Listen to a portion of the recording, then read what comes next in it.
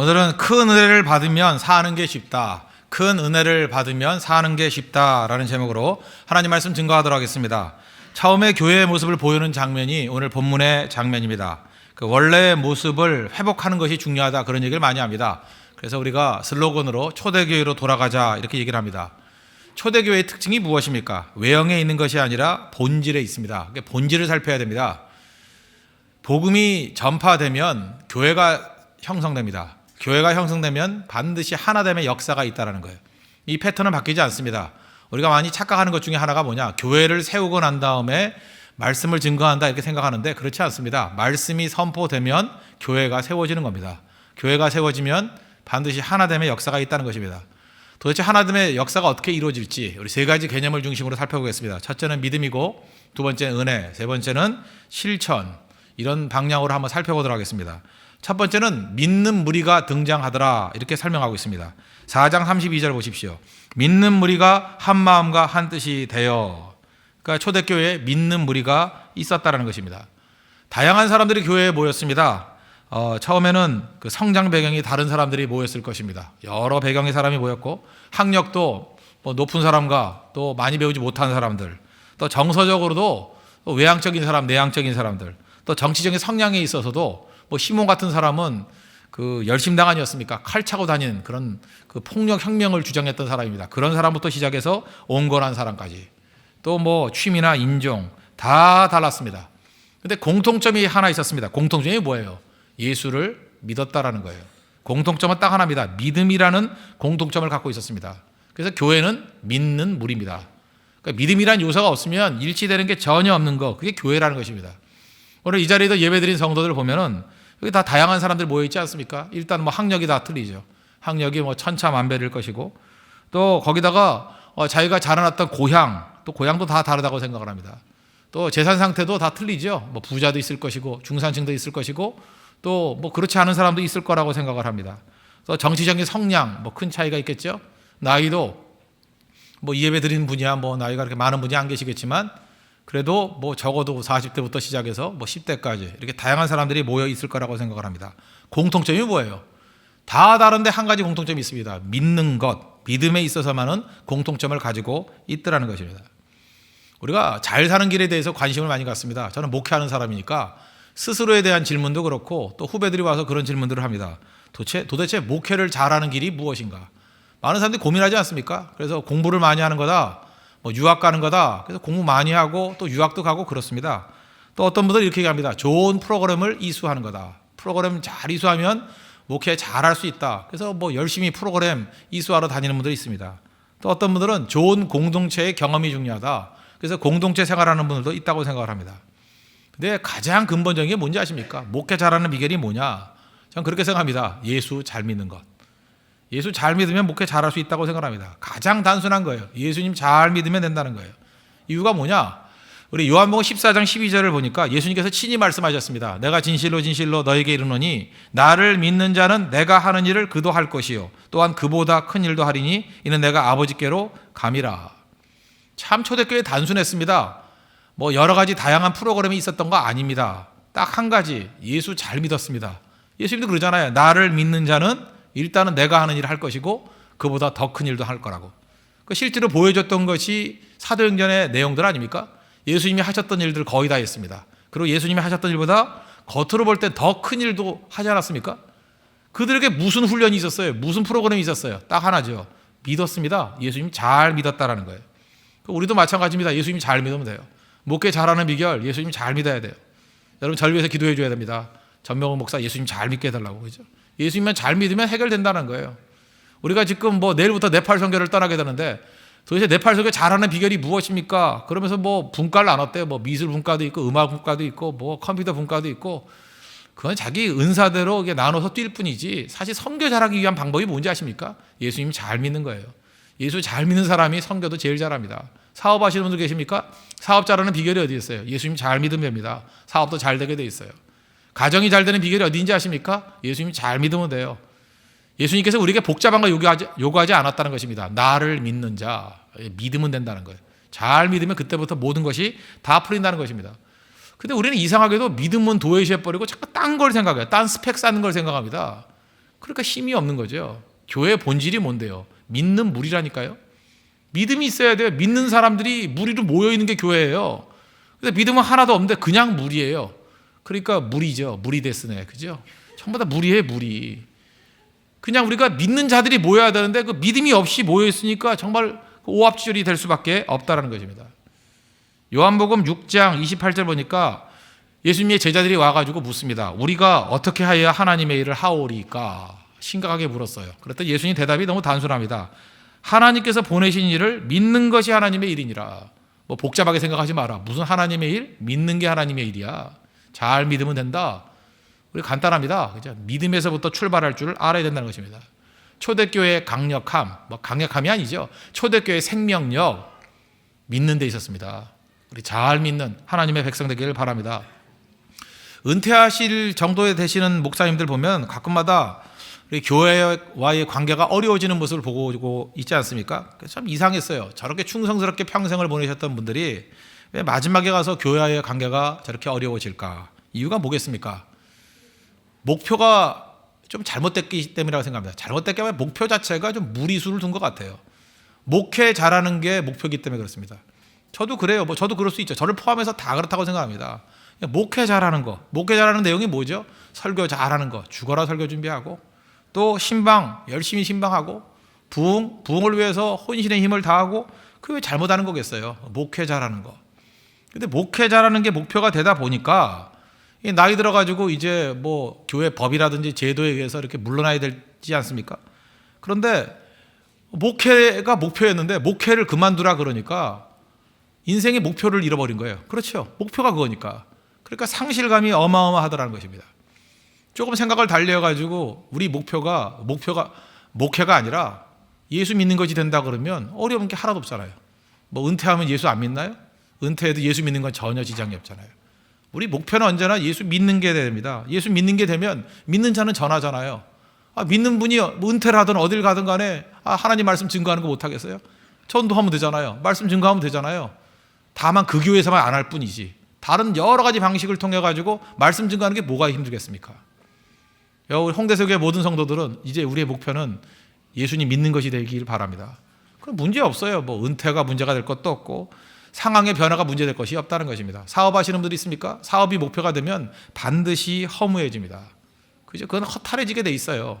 그러나 예수 믿는 게 목표가 된다 그러면 믿는 것이 드러나는 방식으로 사업이 될 수도 있고, 믿는 것이 드러나는 방식으로 공부가 될 수도 있고, 믿는 것이 드러나는 방식으로 어떤 조직체가 될 수도 있습니다. 그런 허무감이 절대 빠지지 않는다는 거예요. 어떤 상황과 어떤 그 환경 속에서도 결코 방향 잃지 않게 된다는 것입니다. 교회의 근본적인 뿌리, 교회 하나됨의 근거가 되는 건 믿음에 있다. 그래서 믿음 추구해야 된다는 것입니다. 믿으면 하나 됩니다. 믿으면 하나 된다는 거예요. 오늘 사도행전 4장 32절 보시죠. 믿는 무리가 한 마음과 한 뜻이 되어, 여러 사람이 모여 있는데 한 마음과 한 뜻이 되었다. 이거 기적 아닙니까? 원래 인간은 하나 되기 힘들게 돼 있습니다. 두 명만 모여도 하나 되기 힘듭니다. 우리 서로 사랑한다 그러는 남녀가 만나죠. 서로 사랑하고 뭐 감정이 있잖아요. 그죠? 이 케미칼이 작동하잖아요. 거기다가 희생하고, 그게 사랑 아닙니까? 그런데 교제하는 사람 6개월만 지나면 대판 싸우고 그럽니다. 그때 느끼는 게 뭐예요? 두 명도 하나 되기가 힘들구나. 한 걸음 더 나가서 그러면 자기 자신은 하나 되기가 쉽습니까? 나 자신도 하나 되기가 쉽지 않습니다. 내 안에도 또 다른 내가 있어요. 그래서 나와 나가 충돌을 해요. 그걸 갈등이라 그러잖아요. 뭐 심오한 얘기 간두고, 뭐 우리 일상적인 삶 속에서 내가 얼마나 갈등하는 존재인지를 한번 보십시오. 중국집에 갔습니다. 갈등하죠. 짜장이냐 짬뽕이냐 갈등합니다. 냉면집에 갑니다. 갈등합니다. 물냉면이냐 비빔냉면이냐 갈등 안 해요? 또 갈등합니다. 한식집에 가도 김치찌개 먹을까 된장찌개 먹을까 갈등하잖아요. 고깃집에 가면 갈등 안 합니까? 등심이냐 안심이냐 갈등 안 해요? 내 식당 가가지고 뭐 먹을래? 그래가지고 그냥 순간적으로 대답하는 사람 별로 못 봤어요. 항상 고뇌에 빠지고, 그죠? 인상 찌푸리고 굉장히 힘들어합니다. 내 안에 내가 너무 많이 있대요. 노래도 있잖아요. 내 안에 내가 너무 많이 있대요. 김치찌개를 원하는 내가 있고요. 된장찌개를 원하는 내가 있고요. 물냉면을 먹다 보면 비빔냉면이 먹고 싶고, 비빔냉면 먹다 보면 물냉면이 먹고 싶고, 그게 인생이라는 것입니다. 내 안에 하나가 안 돼요. 그런 내 자신도 하나가 안 되는데 여러 무리가 한 마음과 한 뜻을 가졌다. 이거 기적 아니에요? 기적이라고요. 이렇게 됐던 이유가 무엇입니까? 믿음이 있기 때문에. 그럼 믿음은 어떻게 생기죠? 로마서 10장 17절 보니까 믿음은 들음에서 나며 들음은 그리스도의 말씀으로 말미암느니라. 그래서 교회가 하나 되는 믿음을 세우기 위해서 꼭 필요한 게 뭐냐면 살아있는 하나님 말씀을 증거해야 됩니다. 그래서 말씀이 힘이 있고 말씀이 생명력이 있을 때는 하나 되는 게 쉬워져요. 그런데 말씀이 무너지거나 말씀의 생명력을 잃게 되면 하나됨을 이룰 수가 없습니다. 그건 하나됨이 깨졌다, 교회가 분열됐다는 그런 표현 별로 좋아하지 않아요. 교회가 분열됐다기보다도 원래의 상태로 돌아간 겁니다. 인간은 원래 하나 아니에요. 하나 안 되는 존재라고요. 말씀을 통한 믿음이 사라지니까 원래의 상태로 돌아간 거예요. 그죠? 각자 4분 5열 걸로. 그런데 다시금 말씀이 살아있고 말씀이 선포되는 그 순간에 믿음이 생기고요. 믿음이 있으면 믿음을 중심으로 믿는 무리가 생깁니다. 그게 교회예요. 그러므로 여러분들 항상 그 말씀 안에 인생을 걸주하는 그런 하나님의 종 되기를 바랍니다. 근데 오늘 본문을 보니까 이 믿음 가지고 하나가 되었다, 여기서 머무르는 게 아니라 한 걸음 더 나아갑니다. 사실은 사상과 생각이 하나 되는 것은 생각보다 쉽습니다. 왜냐하면 뭐 앉아가지고 얘기 나누면 되는 거니까. 사실 이건 하나 되는 게 그렇게 어렵지만은 않아요. 더 어려운 건 뭐냐 하면 물질과 생활이 하나 되는 거. 이거 굉장히 힘든 일입니다. 32절 하반절 보십시오. 모든 물건을 서로 통용하고 자기 재물을 조금이라도 자기 것이라 하는 이가 하나도 없더라. 이건 사상과 생각이 아니라 물질과 생활까지도 하나됨을 이루었다는 것입니다. 쉽지 않아요. 우리 여러 무리가 모였을 때 이게 행동같이 하는 거, 생활같이 하는 거, 이거 얼마나 무리수가 있는지 아십니까? 여러분 아주 절친한 친구 4명이 있다고 합시다. 4명이 모여가지고 연휴가 있어요. 연휴 기간 동안에 야 우리 여행이나 가자, 그렇게 얘기를 해요. 그러면 다들 동의합니다. 좋아, 가자 그래요. 뭐 친한 친구들이니까 얼마나 좋겠어요. 생각만 해도 가슴이 설레이죠. 근데 이제 구체적으로 들어가 봅니다. 구체적으로. 그럼 이렇게 나옵니다. 여행을 가는데 어디로 갈까? 국내로 갈까? 해외로 갈까? 벌써 갈라져요. 그죠? 해외로 간다 그러면 돈을 너무 많이 써야 된다. 그렇지만 우리가 친한 친구니까 이번 기회 아니면 언제 가겠니? 하고 해외로 가자는 사람이 나오고, 요즘 같은 불경기에 무슨 해외냐? 그냥 가까운 데 가자 하는 또 국내파가 나오고, 또 잠자리도 마찬가지입니다. 어떤 사람은요, 먹는 거를 잘 먹기를 원하는 사람이 있어요. 잠은 대충 자고 좋은 데 가서 잘 먹는 게 중요하다, 이런 사람이 있는 반면에 무슨 소리냐, 라면을 먹더라도 잠자리만은 좋은 데 가야 돼, 좋은 호텔 얻어야 돼. 그리고 또 갈라져요. 그죠? 또 하나, 누가 준비하느냐, 리더 뽑는데 또 옥신각신합니다. 그죠? 그 다음에 또 누가 준비를 하냐, 무슨 준비를 하느냐, 이렇게 며칠 보내다가 마지막 내린 결론이 뭡니까? 다음에 가자 그래요. 대개 그저 좋아, 놀러 가자 이런 사람 가운데 대개 한 90% 정도는 다음에 가자 이걸로 끝나버린다고요. 이유가 무엇입니까? 그만큼 생각에 있어서 일치하는 건 쉽지만 행동과 또 물질을 나누는 것에서 이게 일치하는 건 쉽지 않다는 것입니다. 근데 초대교회는 이런 일이 벌어졌어요. 자기 소유를 포기했대요. 인간이 소유를 포기한다는 건 쉬운 일입니까? 아무리 성인군자 같은 사람도요, 자기 소유욕, 그 굉장한 것입니다. 절대 포기 못해요. 오늘도 여러분 예배 드릴 때 보면은 대부분 보면은 그 자기 앉던 자리에 앉습니다. 제 앞에 앉아 보신 분들 보면 되게 앉던 자리예요. 그죠? 그래서 이렇게 예배 끝나고 난 다음에 뭐 안 나오신 것 같아요. 그러면 귀신이라 그래요. 목사님 어떻게 아세요? 뻔하죠. 맨날 앉던 자리에 앉잖아요. 그 바꿔봐야 2군데 3군데 이상 안 가요. 그거 쥐 같아요. 그냥 갔던 자리만 가요. 여기 갔다 여기 갔다 여기 갔다. 사람이 그 자기 자리라고 생각합니다. 그래서 좀 예배 시간에 좀 늦게 와가지고 자기가 앉던 자리에 다른 사람이 앉잖아요. 그럼 기분 되게 상해요. 그죠? 저 내 자리인데 하고. 그래서 뭐 벌써 시작부터 은혜를 다 쏟아붓고 그런 사람 많아요. 특별히 그 연세 드신 권사님들은 늦게 오시고 난 다음에도 내 자리하고 막 툭툭 치지 안 나가라고. 그런 거 못 보셨어요? 자리에 대한 소유욕도 엄청나요, 사람이. 근데 뭐 젊은 사람끼리 그러면 다툼이 일어날 때도 있잖아요, 종종. 뭐 내 자리라고 네 자가 뭐 전세 냈냐 이러면서 싸우잖아요. 그죠? 그만큼 소유욕이 있다라는 것입니다. 그거 아세요, 여러분? 거지도 자기 자리가 있어요. 거지는 원래 아무것도 없는 게 거지 아니에요? 거지 같다 그러면 아무것도 없다는 거 아니에요? 그런데 거지조차도 내 자리야 그런 게 있다고요. 구걸도요, 자기 자리가 있어요. 그 인간은 기본적으로 소유욕이 있다라는 것입니다. 근데 소유욕을 뛰어넘잖아요. 인간이 하나 되기 힘들다는 것을 알 수 있는 게 뭐냐? 우리 교회 교육자하고 대화를 나누다 보니까, 어떤 교육자하고 대화를 나누다 보니까 이런 얘기를 나눴습니다. 제가 이름을 붙였는데 세 형제의 딜레마, 그런 제목이에요. 우리 교회 교육자 중에 한 사람 누군지 아실 거예요, 그죠? 100kg가 넘는 형제입니다. 아주 등치가 커요. 키는 185cm에 거의 누군지 아시겠죠? 그 105kg 정도 되니까 제가 물어봤어요. 어떻게 그렇게 살이 많이 찌셨습니까? 이렇게 어쩜 이렇게 건장하십니까? 그랬더니 나름대로 이제 이론적 고찰이라 그러면서 이제 설명을 하더라고요. 그 설명이 참 의미가 있었어요. 형제가 삼형제래요, 삼형제. 그 교역자가 첫째 형이에요. 그러니까 동생이 둘이, 남동생 둘이 있는 거야. 남자 형제 셋이 있다라는 거예요. 자기가 이제 먹고 싶은 아이스크림이 있으면 사다가 이제 냉장고에 넣어놓는다는 거예요. 내가 먹으려고. 그런데 냉장고에 있는 그 아이스크림이 없어져 버린대요. 그러면 만약에 형제가 두 명이라 그러면 간단하죠. 내가 안 먹었으면 누가 먹은 거예요? 동생이 먹은 거죠. 그러니까 쉽게 발견해요. 그죠? 너 왜 먹었니? 그러면 끝나는 건데, 문제는 동생이 둘이라는 거예요. 냉장고에 넣어놨는데 그 아이스크림이 사라졌다는 것입니다. 그런데 이게 첫 번째 동생이 먹은 건지 두 번째 동생이 먹은지 찾아낼 길이 없는 거예요. 심증은 있는데 확증이 안 가는 거예요. 그렇죠. 그래서 서로 웃기만 하면 찾아내기가 불가능하다는 것입니다. 그래서 이분이 생각할 때 이런 생각을 했다는 거예요. 자기는 안전하게 아이스크림을 보관할 장소가 없대요. 도저히 자기 집에서는 도저히 귀중한 이 먹을 것을 안전하게 보관할 장소가 없대요. 가장 안전한 보관처는 자기 자신이래요. 그래서 자기 뱃속에다가 다 집어넣는다는 거예요. 그래서 할 수 없이 살이 쪘다. 상당히 설득력 있지 않습니까? 아, 그러셨군요. 이해가 되더라고요. 그죠? 인간이 그런 겁니다. 그러니까 적어도 이렇게 먹는 거하고 형제끼리도 이게 소유욕 때문에 이게 찾기 힘들고 이게 갈등이 생기고 힘들어하고 그 고민스럽고 그런 게 인간이에요. 저도 이 3인의 딜레마에 빠진 적이 한 번 있는데, 제가 이제 음악을 듣는 게 있는데 멜론이라는 걸 통해서 음악을 들어요. 그다음에 거기 이제 아이디 넣고 이제 패스워드 집어넣고 해야 되지 않습니까? 근데 우리 가족이 하나만 하면 되잖아요. 그래서 하나를 해가지고 지금 듣고 있는 사람이 세 사람이에요. 제 와이프는 음악을 별로 안 좋아하는지 아예 패스워드도 모르고 아무것도 몰라요. 듣지도 않아요. 제가 듣고요. 또 하나 제 자녀가 둘이 있는데 첫 번째 딸과 두 번째 딸이 들어요. 그런데 이 종종 뭐가 나오냐 하면은 패스워드가 5번 틀렸대요. 그래서 재등록하래요. 내가 한 번만 그랬으면 내가 참겠어. 한 5번인가 그러는 거야. 이런 바보가 다 있나. 누가 이렇게 패스워드 잘못 넣어가지고 그것도 5번씩 잘못 떠가지고 자꾸만 재등록. 물론 하면 됩니다. 한 1, 2분 걸려서 하면 되는데 참 귀찮잖아요. 분명한 건 저는 아니에요. 왜냐, 내가 그 바보애들 그걸 못하게? 그죠? 패스워드 알고 그 다음에 뭐 아이디 정확하게 제가 정한 거니까. 그러니까 분명한 건 뭐냐 하면 첫 번째 딸 아니면 두 번째 딸인데 누군지 잡아낼 수가 없는 거야 이걸. 그죠?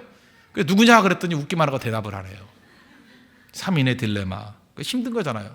잘 보세요. 3명만 모여도 쉽지 않아요. 근데 이게 30명이 되고 300명이 되고 3000명이 되고 이게 하나가 된다는 게 쉬운 일입니까? 그런데 가능한 이유가 뭐예요? 믿음이 있으면 된다는 거예요. 믿음이 있으면. 내일부터 네팔 선교 떠나게 됩니다. 네팔 선교 떠날 때 저는 이렇게 생각합니다. 27명이 가지만 아마도 마음속에 선교할 마음도 있고 주님 앞에 헌신할 마음도 있고 충성할 마음도 있는 분들이 굉장히 많이 있다고 생각합니다. 근데 마지막 순간에 선교 가는 것을 주저했던 이유 중에 하나가 뭐냐? 그 이유는 그거라고 생각해요. 공동생활하는 거에 대한 두려움이에요. 공동생활이 쉽지 않습니다. 같이 먹고 같이 자고 같이 움직이는 거, 그죠? 호텔방에서 누구와 같이 쓸 것인가 뭐 이런 거에 대한 스트레스 이런 거 있어가지고 피하려고 하는 사람이 분명히 있을 거라고요. 그게 인간이에요. 그런데 하나 될 수 있는 길이 있다는 거예요. 복잡하게 뭐 취향 맞추고 뭐 서로 성향 맞추고 하는 게 아니라 믿음 붙들면 돼요. 믿음. 주 예수를 믿는 믿음만 붙들면 그때부터 하나 될 수 있는 파워가 거기서 생길 수 있다는 것입니다. 잊지 마십시오. 우리가 부절이 있거나 하나됨을 잃게 될 때 어디부터 출발해야 돼요? 믿음의 믿음. 그죠? 하나됨의 근거는 믿음에 있다는 것. 동일한 믿음에 있다는 것. 동일한 믿음을 통해서 전체가 하나됨을 누릴 수 있는 은총의 정되기를 축원합니다. 두 번째 단계예요. 하나됨의 근거가 믿음이라 그러면 그 하나됨을 유지해야 될 거 아닙니까? 하나됨을 유지할 수 있는 힘이 어디에 있느냐? 그게 은혜라는 거예요. 큰 은혜를 받아야 된다. 33절 보십시오. 사도들이 큰 권능으로 주 예수의 부활을 증언하니 우리가 큰 은혜를 받아. 영어 성경 보니까 much grace was upon them all 이렇게 돼 있어요. much grace. 큰 은혜가 was upon them all. 그 전체가 다 임했다고요. 은혜가 임하니까 하나됨을 꾸준히 유지할 수 있더라는 거예요. 은혜 받지 못하면 하나됨 유지 못합니다. 은혜가 중요해요. 은혜가. 은혜 받으면요 사람이 부드러워지고요. 은혜 받으면 힘이 생기고 은혜 받으면 쉽게 순종할 수 있어요. 은혜가 없으니까 힘든 거예요. 신앙생활도 힘들고 사는 것도 힘들고. 은혜 받으면 어렵지 않아요. 커다란 배가 육지에 걸터 있습니다. 그거 힘으로 민다고 되겠어요? 안 되죠. 그러나 은혜의 강물이 들어와가지고 이렇게 둥둥 뜨게 됩니다. 어린아이가 밀어도 그 배 밀 수 있어요. 은혜의 강수가 밀어닥치면 어려운 게 없습니다. 쉽게 될 수 있다는 것입니다. 그래서 은혜 받아야 된다는 거예요. 은혜는 내 안에 있는 게 아닙니다. 능력의 힘이 큰 것이 내게 있는 것이 아니고 아버지께 있다고, 하나님께 있다고. 하나님께서 우리에게 부어주시는 거죠. 그래서 승리할 수 있다는 것입니다. 그런데 세상은요, 은혜가 뭔지를 몰라요. 은혜라는 말 해놓으면 은혜에 대한 정의도 잘 못하고, 은혜에 대한 정의는 예수 믿는 사람만 정확히 내리는 것 같아요. 은혜에 대해서 정의를 잘 못 내리고 은혜가 뭔지 잘 경험도 못 해왔어요. 왜? 자기 삶 속에서 은혜가 체험될 수 없기 때문에. 실제로 은혜는 제한적으로만 체험하는 거지 일상적인 삶 속에서 은혜를 체험하는 건 불가능하다는 것입니다. 세상 사람들은 은혜를 모릅니다. 이런 우화 들어보셨습니까? 어떤 임금님이 계시는데 임금님이 자기 나라에 있는 지혜자, 지식인들에게 명령을 내렸다는 거예요. 세상에 있는 모든 지식을 50권의 책에 요약해와라. 그랬더니 명령이니까 뭐 요약을 했겠죠. 50권에 요약해 왔다는 거예요. 50권 다 읽기 힘드니까 또 한 번 명령을 냈답니다. 야, 50권 너무 많다. 그 50권의 책 내용을 한 권으로 요약해봐라. 한 권으로 또 요약했대요. 한 권도 또 많다고 생각하죠. 야, 한 권도 너무 많다. 한 권의 책을 갖다가 한 페이지로 요약해봐라. 아이크 리포트 같이 한 페이지로 요약해봐라. 한 페이지로 요약해 왔대요. 읽어보더니만 야, 이것도 잘 머리에 안 들어온다. 한 문장으로 요약해봐라. 그랬더니 그 지혜자들이 이 세상에 있는 모든 지혜를 한 문장으로 요약했더니 이렇게 나오더라는 거예요. 공짜는 없다. 공짜는 없다. 진짜 그래요. 여러분, 세상의 모든 것들을 통과하는 지혜는 공짜는 없다라는 거예요. 특별히 연세 좀 지그시지고 지혜 있는 분들 들어보십시오. 세상에 공짜는 없어. 그리고 공짜라고 말하는 것은 다 사기고 함정일 가능성이 커. 그렇게 얘기하잖아요. 이번 우리 캄보디아 선교를 갔다 오고 난 다음에 해운업을 하시는 어떤 집사님, 거기서 그 뭐 왕족을 만났다나 뭐 대통령 측근을 만났다나 뭐 누굴 만나가지고요, 큰 비즈니스 카운터파트를 만났어요. 그래서 길이 활짝 열렸다, 그런 얘기를 하더라고요. 저는 그 얘기를 듣는 순간에 갑자기 좀 의심이 생기더라고요. 집사님 조심하십시오. 공짜는 없습니다. 이게 세상의 지혜예요. 공짜는 없습니다. 조심하십시오. 그죠? 그렇게 좋은 조건으로 처음 만난 사람에게 그렇게 제안하기 쉬운 일이 아닙니다. 돌다리도 두드려 가듯이 점검하고 또 점검하십시오. 그게 아니고 진짜라 그러면 이건 하나님의 은혜입니다. 값없이 주시는 하나님의 은혜라고. 둘 중에 하나라고요. 아마 조심스럽게 지금 접근하고 있습니다. 세상의 지혜는 이런 겁니다. 세상에 공짜가 없다. 여러분 들어보면 금방 알 거예요. 그래서 광고가 났습니다. 광고에 뭐라고 하는데 이렇게 나와 있어요. 월 1,000만 원 월급 지급, 숙식 제공, 주 4일째 근무, 첫 달은 선지급 가능함, 단 젊은 여자 우대. 감이 팍 오죠. 어떤 데인지. 그죠? 이게 함정이 있다는 거 아시죠? 이 정도면 이게 문제가 있는 직장이라는 거 아시겠죠? 벌써 알잖아요. 이게 세상의 지혜예요. 세상의 지혜의 근본 원칙이 뭡니까? 공짜는 없다. 그런데 성경은 정반대로 얘기합니다. 공짜는 있다예요. 공짜는 있다. 공짜 있다가 뭐예요? 은혜죠. 은혜. 카리스, 그레이스, 값없이 주시는 하나님의 선물. 제가 정의를 내릴 때 이렇게 내리는 걸 참 좋아합니다. 원인이 내게 있는 게 아니다. 원인이 내게 있는 게 아니라 하나님께 있다. 아무 이유가 없다. 그게 은혜예요, 은혜. 근데 사람들은 은혜를 좋아할 것 같죠. 은혜 되게 싫어합니다. 은혜보다는요, 뭘 공로로 내가 노력해서 얻는 걸 훨씬 더 좋아해요. 하다못해 선교를 가서도요, 내가 아무것도 한 게 없는데 많은 사람들이 예수 믿고 돌아왔습니다. 그런 거 별로 안 좋아해요. 선교 갈 때도 뭘 좋아해요? 뭐 그런 얘기 들어봐야죠. 고생해야 기쁨이 있다, 뭐 이런 거. 그죠? 가가지고 가난한 사람들 가가지고 이번에도 빈민 선교하자. 빈민들 가가지고 뭐 도시락 나눠주고 같이 뒹굴고 수영하고 뭐 그렇게 해가지고 돌아오면 뿌듯함을 느껴요. 이유가 뭐예요? 인간은 근본적으로 공로를 훨씬 좋아해요. 내가 고생해서 얻었다는 거예요. 내가 노력해서 얻었다는 거. 인간의 그 인지상정입니다. 그래서 은혜 자체를 별로 좋아하지를 않는다니까요. 그러나 잊지 마십시오. 근본적인 능력은 은혜에 있어요. 교회와 성도는 은혜 붙들어야 살고 은혜로 살아가는 존재라는 것입니다. 언제 은혜가 임해요? 오늘 본문 말씀 그대로 보십시오. 주 예수의 부활을 증언하니, 주 예수의 부활을 증언하니 무리가 큰 은혜를 받아. 주 예수의 부활을 증언했답니다. 그러니까 부활을 증언했다는 게 무슨 얘기예요? 십자가도 증언했다는 얘기죠. 십자가 없는 부활이 어디 있어요? 죽어야 사는 거지. 예수 그리스도의 십자가와 부활을 증언했더니만 큰 은혜를 받았대요. 십자가의 내용이 무엇입니까? 우리가 죄인이라는 거 아니에요? 나 같은 죄인 살리신 주 은혜 놀라와. 그거죠. 내가 죄인이라는 거예요. 내 죄를 내 스스로 해결할 길이 없는데 예수님께서 내 죄를 위해서 죽으셨다는 거예요. 로마서 5장 8절 보니까 우리가 아직 죄인 되었을 때 그리스도께서 우리를 위하여 죽으심으로 하나님께서 우리에 대한 자기의 사랑을 확증하셨느니라. 죄인이었을 때, 아무 공로 없었을 때 우리를 위해 죽으셨대요. 그게 하나님의 사랑이에요. 예수님께 나아가면 우리의 허물과 죄가 다 씻겨진다. 죽었던 내가 예수님과 함께 부활할 것이다. 그걸 믿는 거예요. 그거를 증언하는 거예요. 그럴 때 하나님의 큰 은혜가 임한다는 것입니다. 십자가가 은혜잖아요. 부활이 은혜잖아요. 원인이 내게 있어요? 없어요. 내 공로 때문에 되는 거예요? 아니에요. 믿음으로 되는 거예요. 믿음으로. 그래서 교회는 믿음이 있어야 됩니다. 그래야 은혜가 넘쳐나요. 십자가 붙들어야 됩니다. 그래야 은혜가 넘쳐나요. 부활을 믿어야 됩니다. 그래야 은혜가 넘쳐나요. 이건 내 노력으로 되는 게 아니라는 것입니다. 그래서 은혜라는 단어를 쓸 때 그 동사들이 뭔지 알아요? 은혜 그러면 온다에 온다. 은혜가 온다. 또 은혜를 받는다. 은혜를 주신다. 은혜가 임한다. 다 수동태예요. 내가 능동적으로 하는 게 하나도 없어요. 다 외부로부터 오는 거라는 것입니다. 그래서 기독교와 다른 종교의 근본적인 차이점이 뭔지 아십니까? 타 종교는 근본적으로는 득도예요. 내 안에 있는 뭘 찾아내는 거예요. 기독교는 득도 아닙니다. 내 안에는 허물과 죄밖에 없대요. 토탈 커럽션, 완벽하게 타락했대요. 우리 안에는 선한 것이 없대요. 선한 것과 생명은 외부로부터 오는 것입니다. 하나님이 주시는 거예요. 그게 은혜입니다. 은혜.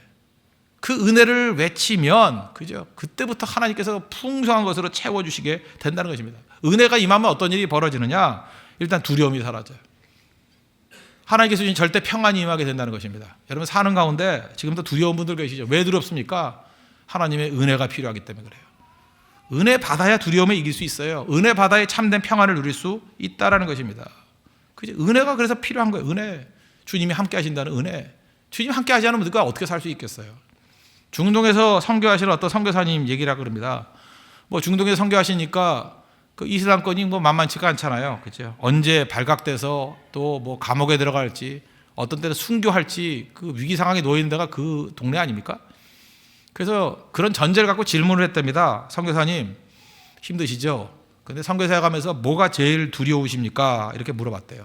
뭐 예상하기로는 발각돼서 뭐 추방당하는 거, 발각돼서 뭐 감옥에 가는 거, 발각돼서 뭐 급할 때는 뭐 순교당하는 거, 그런 거 얘기할 줄 알았다는 거예요. 근데 그 선교사님 대답이 그러더래요. 제가 제일 두려운 건 뭔지 아십니까? 사역을 하다가 주님의 임재가 느껴지지 않을 때 그때가 가장 두렵습니다. 그렇지 않아요? 내가 어려움이 있고 환경적인 압박이 있고 뭐 그런 거야 뭐 있을 수도 있고 없을 수도 있는 거 아닙니까? 그것도 두려운 일이겠지만 더 두려운 건 뭐예요? 주님의 임재를 느끼지 못할 때 진짜 두려운 거죠. 선교사지만 그런 게 아니죠. 저도 목회하지만 그래요. 하나님이 나를 떠나셨다. 하나님의 임재가 느껴지지 않을 때 못하죠. 무슨 목회를 해요? 내 자신도 설 수 없는데 누굴 세워요?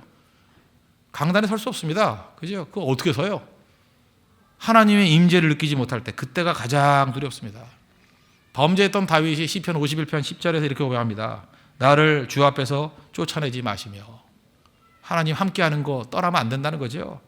주의 성령을 내게서 거두지 마소서. 하나님 임재가 사라지는 거 견딜 수 없다는 거죠. 범죄한 가운데서도 하나님 나와 함께해 주세요. 그때 일어서는 거예요. 일어서는 거. 우리가 제일 중요한 게 뭔지 아십니까? 하나님 나와 함께해 주죠. 나를 붙들어 주세요. 마음이 상한 자를 뭐 이런 찬양이 있죠. 그 2절에 보면 뭐라고 돼 있죠? 성령으로 채우사 주 보게 하소서. 그 다음 9절이 가슴에 와닿는 것 같아요. 주의 임재 속에 은혜 알게 하소서. 주님의 임재가 있어야 은혜를 깊이 한다는 거예요. 두려움에서 벗어나서 승리할 수 있다는 것입니다. 사도 바울이 외적인 환경에 어려움들이 많았습니다. 근데 그의 삶 가운데 은혜가 임했죠. 은혜가 임하니까 두려움에서 벗어나잖아요. 로마서 8장 35절 보니까 누가 우리를 그리스도의 사랑에서 끊으리요? 환난이나 공고나 박해나 기근이나 적신이나 위험이나 칼이라. 그러나 이 모든 일에서 우리를 사랑하시는 이로 말미암아 우리가 넉넉히 이기느니라. 그다음 확신하잖아요. 내가 확신하노니 사망이나 생명이나 천사들이나 권세자들이나 현재일이나 장래일이나 능력이나 높음이나 깊음이나 다른 어떤 피조물이라도 우리를 우리 주 그리스도 예수 안에 있는 하나님의 사랑에서 끊을 수 없으리라. 없어요. 그죠? 끊을 수 없어요. 이 확신. 어디서 오는 거예요? 은혜 받은 자에게 오는 능력이라는 것입니다. 여러분들 하나님 은혜 안에 거하시는 믿음의 종 되기를 바랍니다. 그래서 교회는 은혜가 있어야 돼요. 은혜가 있어야 하나됨이 유지가 되는 겁니다. 하나님 은혜 없이는 한순간도 설 수 없습니다. 그래서 은혜를 구해야 돼요. 하나님 은혜 부어주세요. 위로부터 은혜 부어주세요. 은혜 받아야 설 수 있고요. 은혜 받아야 하나 될 수 있고요. 은혜 받아야 사역이 가능하고요. 은혜 받아야 승리할 수 있습니다. 은혜 받아야 두려움을 이길 수 있습니다. 오늘도 주께서 부어주시는 은혜로 말미암아 든든하게 사는 믿음의 종 되기를 축원합니다. 마지막 세 번째 단계는 하나됨의 결과예요. 이렇게 믿음과 은혜로 말미암아 하나가 되었죠. 결과적으로 어떤 일이 벌어지느냐? 성도가 행동하게 된다는 것입니다. 34절 35절 보십시오. 그 중에 가난한 사람이 없으니 이는 밭과 집 있는 자는 팔아 그 판 것의 값을 가져다가 사도들의 발 앞에 두매 그들이 각 사람의 필요를 따라 나누어 줌이라. 믿음과 은혜는 실천을 낳습니다. 헬라어 단어로 많은 사람들이 사용하죠. 프락시스라고. 프락시스. 그 영어 단어로는 practical이죠. 프락시스. practical. 구체적이다. 실천적이다. 예수 믿는 건 구체적이 될 수밖에 없어요. 열매잖아요. 열매. 믿음 가운데 은혜 가운데 거하면 열매가 나타나요. 두 가지 열매인데 실천으로 나타나는데 첫 번째는 감사고 두 번째는 자원하는 심령이에요. 감사와 자원하는 심령. 그래서 이 감사는 슬로건이 아니에요. 감사하자 이거 슬로건이 아니에요. 자원하는 마음을 갖자 이거 슬로건이 아니에요. 어색하죠. 뭘 자원하는 마음을 갖자예요. 이거는 믿음과 은혜에서 나오는 결과예요. 결과. 저절로 이런 일이 벌어진다는 것입니다. 감사. 감사는 믿음을 아는 사람이 감사합니다. 은혜 받은 자가 감사해요. 은혜를 깊이 깨닫는 사람이 감사한다고요. 우리가 어떤 모임 갖고 난 다음에 헤어질 때 두 종류의 사람이 있습니다. 한 사람은 피해자 의식을 갖고 있는 사람이 있고요. 또 한 사람은 수혜자 의식을 갖고 있는 사람이 있어요. 이렇게 같이 공동체 생활을 했습니다. 하다가 이제 마지막 헤어질 때가 있지 않습니까? 그죠? 그 회자 정리라고 만나면 반드시 헤어지잖아요. 헤어질 때 꼭 이렇게 말하는 사람이 있었어요. 우리 모임 가운데 내가 참 힘들었습니다. 참 버티는데 고통스러웠습니다. 뭐 그러면서 떠나가는 사람이 있어요. 그러니까 그 모임에 있을 때 자기가 피해자라고 생각하는 거예요. 피해자 의식. 그 아무리 정이 들었지만 헤어질 때 좀 씁쓸하죠. 반면에 수혜자 의식을 갖고 있는 사람이 있습니다. 만났다가 헤어질 때 이렇게 얘기합니다. 참 감사했습니다. 내가 이 모임 때문에 많은 성장이 있었습니다. 내가 많이 사랑받았습니다. 내가 이곳에 있었기 때문에 오늘날에 내가 있었습니다.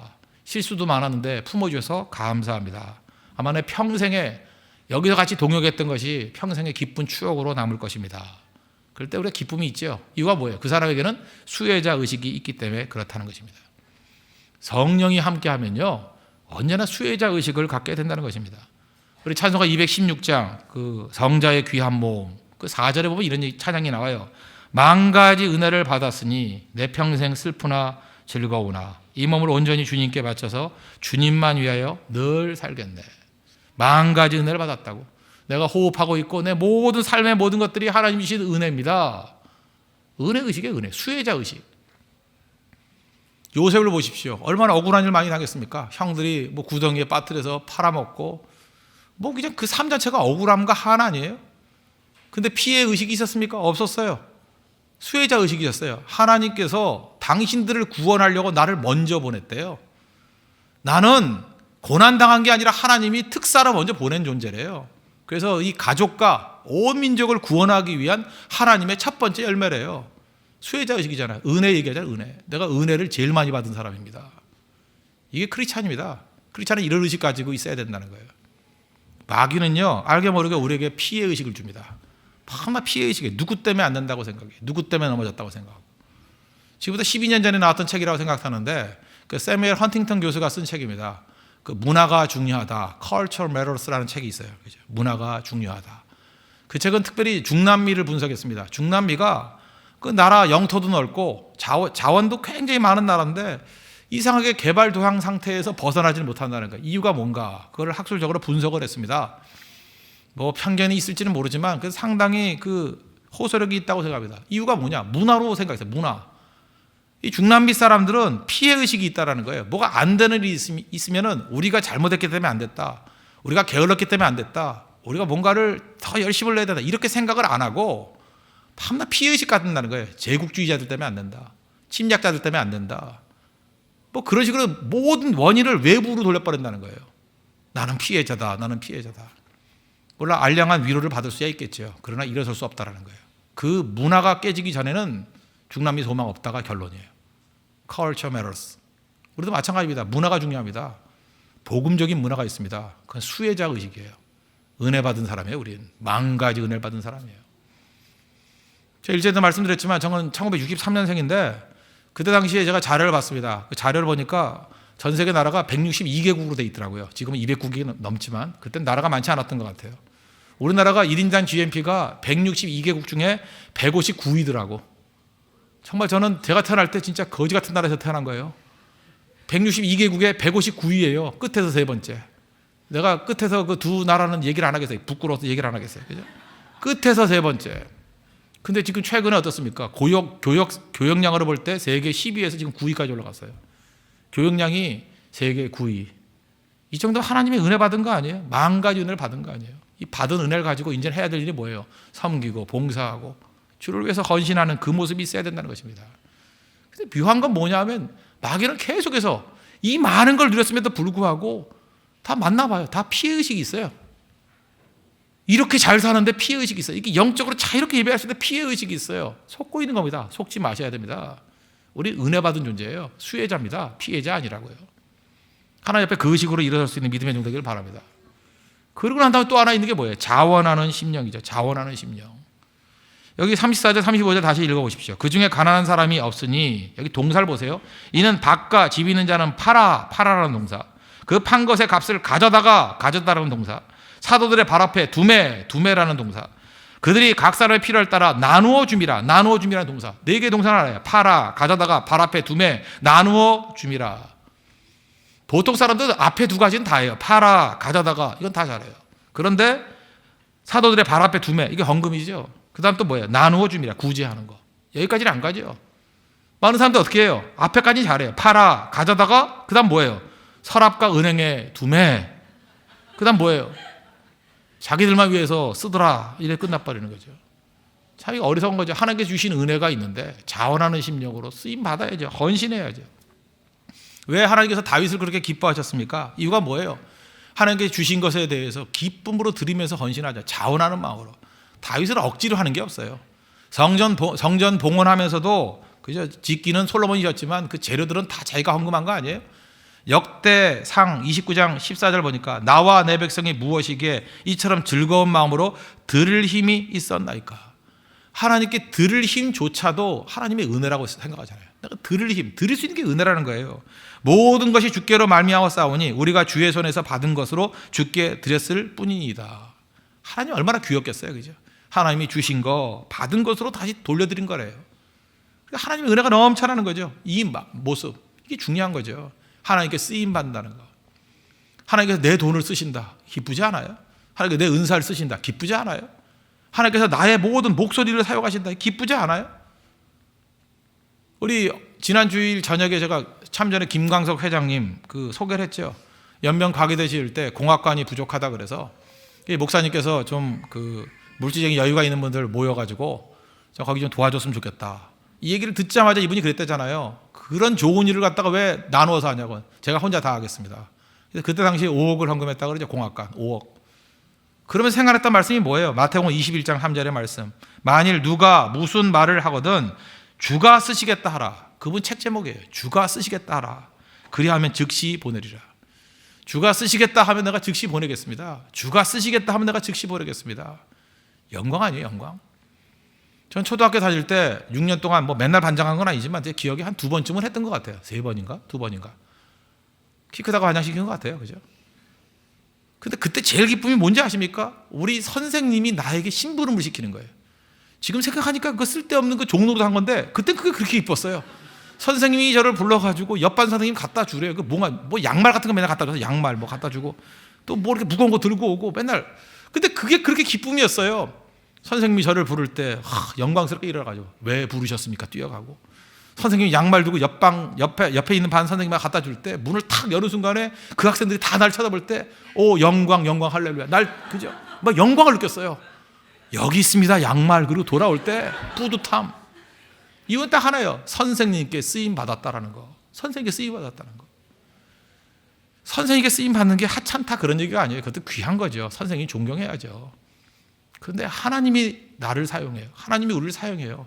그보다 감격스러운 게 어디 있어요? 하나님이 나를 사용해 주신다는데, 내 것을 사용해 주신다는데, 내 것도 아니야. 하나님이 다 주신 건데. 그게 자원하는 마음이에요. 기뻐하는 마음. 자원하는 심령. 하나님께서 그걸 귀하게 여기신다는 것입니다. 우리 홍대석의 모든 성도들, 그죠? 하나됨의 결과를 통해서 언제나 감사가 터져나오는 수혜자 의식을 갖는 믿음의 종들 되길 바랍니다. 또 무슨 일 하든지 자원하는 심령을 합시다. 우리는 억지로 끌려다니는 노예가 아니에요. 하나님의 아들과 딸이에요. 우리는 기쁨으로 우리의 아버지 하나님께 헌신하는 겁니다. 충성하는 겁니다. 그것이 우리 가슴 속을 항상 울리는 우리 믿음의 신실한 종 되기를 축원합니다. 기도하겠습니다. 이 시간 다 같이 하나님 앞에 간구하겠습니다. 하나님, 참된 교회 되기를 원합니다. 믿음에서 출발되게 해주십시오. 믿음으로 하나됨의 근거를 삼고 큰 은혜로 much grace was upon them all. much grace가 우리 삶 속에 그대로 임하기를 원합니다. 큰 은혜가 그대로 임하기를 원합니다. 그래서 하나됨을 유지할 수 있도록 인도해 주시고 결과적으로 수혜자 의식을 갖는 감사가 넘치는 종들, 또 무슨 일을 하든지 자원하는 심령으로 충성하는 종 되게 해달라고 다 같이 하나님 앞에 간구하도록 하겠습니다.